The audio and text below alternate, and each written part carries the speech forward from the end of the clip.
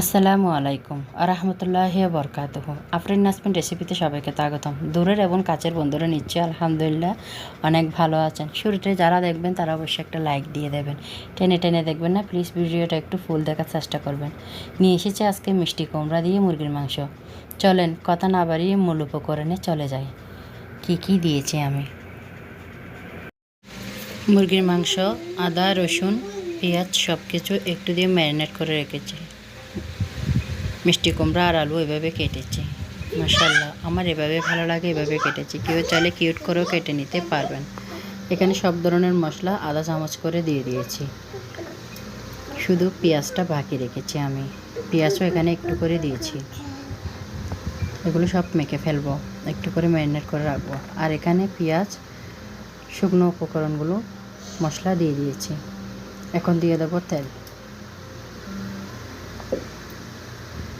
Fry প্যানে আমি আগেই পেঁয়াজটা দিয়ে দিয়েছি, মানে পেঁয়াজটা একটু হালকা তেলে এমনি শুকনো ভাজি করে নিয়েছি, তাতে এই রান্নাটাতে আলাদা টেস্টি ঘ্রাণ বের হয়, খুবই ভালো লাগে।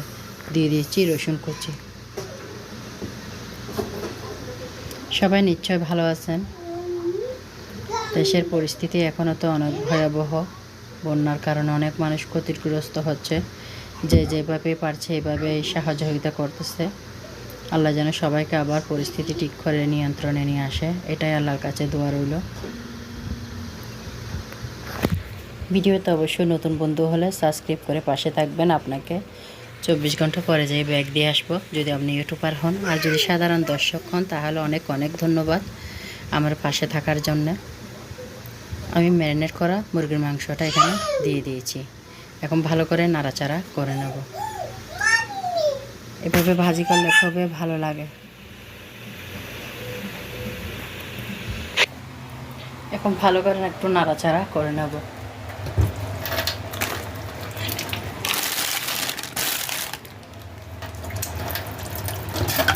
মিষ্টি কুমড়া এভাবে রান্না করলে খেতে অনেক ভালো লাগে। তাহলে ট্রাই করে দেখিয়েন, তাহলে বুঝতে পারবেন সবজি রুটি বা ভাতের সাথে খেতে কোনো কথাই নাই। মিষ্টি কুমড়া এমনিও কিন্তু অনেক উপকার। মুরগির মাংস সবার জন্য অনেক উপকার, তাই এভাবে রান্না করেছি আজকে। আর এখানে এখন দিয়ে দিচ্ছি আমি পিষানো কাঁচামরিচ। কেউ চাইলে আস্ত কাঁচামরিচ দিয়ে কেটে রান্না করতে পারে ভাজির মতো করে, কেউ চাইলে গুঁড়ি মরিচ দিয়েও এটা রান্না করা যাবে। আমি এভাবে রান্না করি। এখন এখানে একটা দিয়ে দিয়েছি চিকেন কিউবটা দিলে মুরগির মাংস সিদ্ধ হয়ে যাবে। যেহেতু এটা দেশি মুরগির মাংস আমি ছোটো করে নিয়েছি, তাই এভাবে রান্না করতেছি যেন তাড়াতাড়ি সিদ্ধ হয়ে যায়। মশলাটা অবশ্যই কষানো হয়ে গেছে। এখন ভালো করে নাড়াচাড়া করে নিচ্ছি।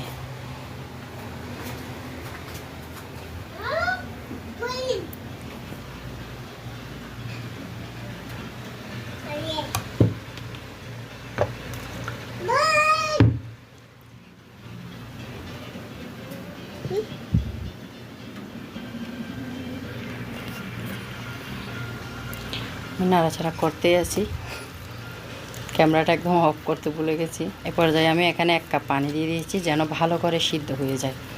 এটা এখন ঢাকনি দিয়ে রেখে দেব।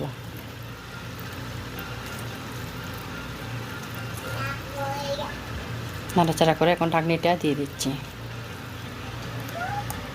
পানি যাতে কোনো শুকিয়ে না যায়।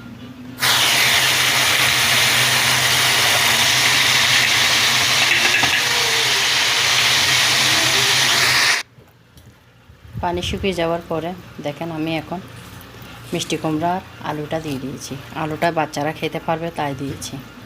এখন ভালো করে নাড়াচাড়া করে নিচ্ছি। খেতে খুবই দারুণ মজা হয়েছিল মিষ্টি কুমড়ার এই ভাজিটা চিকেন দিয়ে।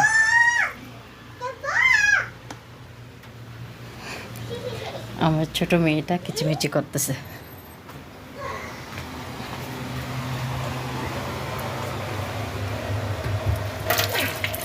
সবজিটা দেখতেই কীরকম লোভনীয় মনে হচ্ছে। মিষ্টি কুমড়া, গাজর এগুলো আসলে যখন রান্না করতে নিই তখন খুবই সুন্দর লাগে সবজিগুলো।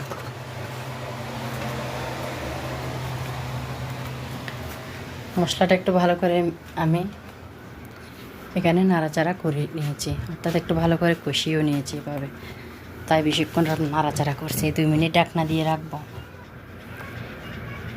2 মিনিট পর আমি এখানে আধা বাটি পানি দিয়ে দিচ্ছি, যেন আপনার আলু আর মিষ্টি কুমড়োটা যেন সিদ্ধ হয়ে যায়। মাংসটা আগেও সিদ্ধ হয়ে গেছে।